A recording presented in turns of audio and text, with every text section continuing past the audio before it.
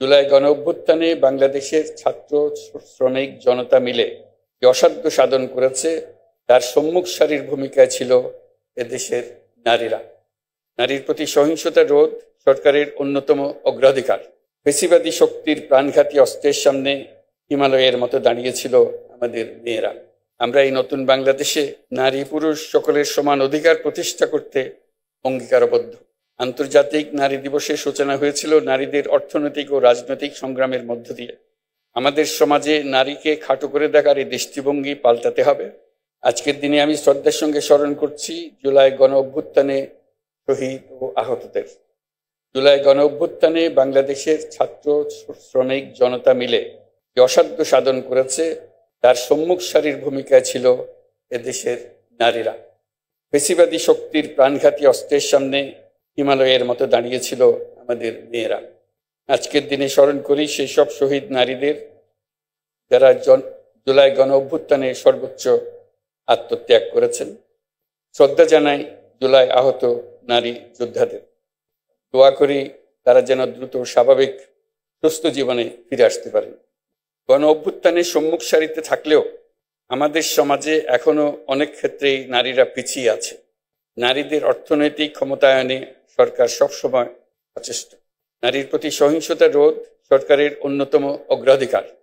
অনেক সময় নারীরা নির্যাতনের শিকার হলেও তারা বুঝতে পারেন না কোথায় অভিযোগ জানাবেন। নারীরা যেন তাদের অভিযোগ জানাতে পারেন সেজন্য হটলাইন চালু করা হয়েছে। আইনি সহায়তা প্রদানের জন্য আমরা পারিবারিক সহিংসতা আইন 2010 হালনাগাদ করার উদ্যোগ নিয়েছি। সম্প্রতি মহিলাদের উপর যে জঘন্য হামলার খবর আসছে তা গভীরভাবে উদ্বেগজনক। এটি নতুন বাংলাদেশের যে স্বপ্ন আমরা দেখছি তার সম্পূর্ণ বিপরীত। আমরা এই নতুন বাংলাদেশে নারী পুরুষ সকলের সমান অধিকার প্রতিষ্ঠা করতে অঙ্গীকারবদ্ধ। আমরা আমাদের সকল শক্তি প্রয়োগ করে এই অধিকার প্রতিষ্ঠা করব। আমাদের দেশের মেয়েরা অত্যন্ত সাহসিকতার সঙ্গে তার নিজ নিজ ক্ষেত্রে গুরুত্বপূর্ণ ভূমিকা রাখছে। কত বাধা পেরিয়ে দেশের রাজনীতি অর্থনীতি সহ সার্বিকভাবে দেশকে এগিয়ে নিতে অবদান রাখছে।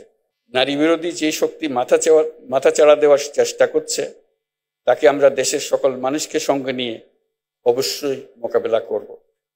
তাছাড়া আমাদের সমাজে এখনো এমন বহু মানুষ আছে যারা নিপীড়িত মানুষদের পাশে দাঁড়ানোর বদলে তাদের খাটো করে দেখে, অবজ্ঞার চোখে দেখে।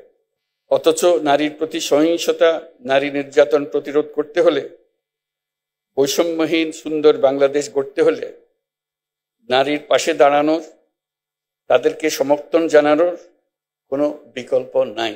আমাদের সমাজে নারীকে খাটো করে দেখার এই দৃষ্টিভঙ্গি পাল্টাতে হবে। তা না হলে আমাদের কোনো ভবিষ্যৎ নাই।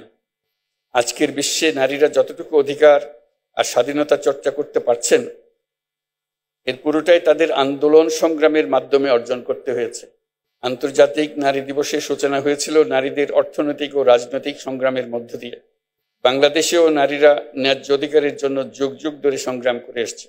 তেবাকা থেকে শুরু করে ব্রিটিশ বিরোধী আন্দোলন, ভাষা আন্দোলন থেকে মুক্তিযুদ্ধে বাংলার নারী সমাজ সক্রিয় ভূমিকা রেখেছে। আন্তর্জাতিক নারী দিবস আমাদের নতুন করে নারীদের সংগ্রামের ইতিহাস মনে করিয়ে দেয়, অনুপ্রেরণা আর সাহস যোগায়।